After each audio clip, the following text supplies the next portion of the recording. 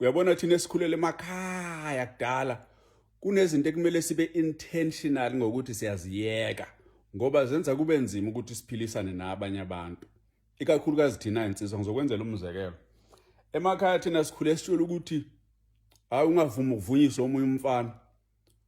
Mangabe uqophisana nomunye umfana kufanele kugcine wena.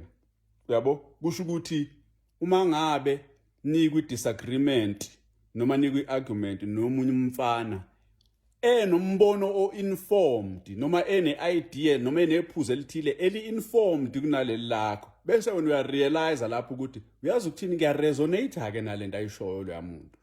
Kusho ukuthi kufanele ukuthi wena ungakuvumi lokho ngoba kusho ukuthi uvunyiswa yiloya mfana, kusho ukuthi uvumela loya mfana a-assethe i-dominance over wena. Yabo? Kusho ukuthi wena kufanele ukuthi uhlezi u-hyper conscious ngokuthi akekho umfana ozo-assert i-dominance over wena. But awunikwanga amathuluzi ekuyiwona wona ukuthi ukwazi ukufilter kahle reasonably ukuthi uhlobo luni lo muntu ol-assert i-dominance over wena. Ngoba ukuresonate nombono womunye umuntu akukona uku-assert i-dominance over mina lokho. Yabo? Kusho ukuthi nje ngumuntu open minded okwaziyo ukureasona, okwaziyo ukurecognize umuntu noma iphuzu lomuntu eli-informed.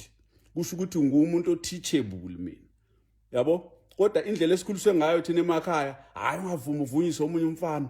Hawu, usungaze ugobisa ikhanda nje impela uthathe into eshiwo omunye umfana uyinsizwa. Uyabo? Kusho ukuthi leyo nto leyo iyona lento ebulalisa abafowethu ngoba mabe suke emakhaya sebefika emadolobheni bafika nayo leyo ngqondo leyo. Abanye abantu abasemadolobheni abayazi yonke leyo nto leyo.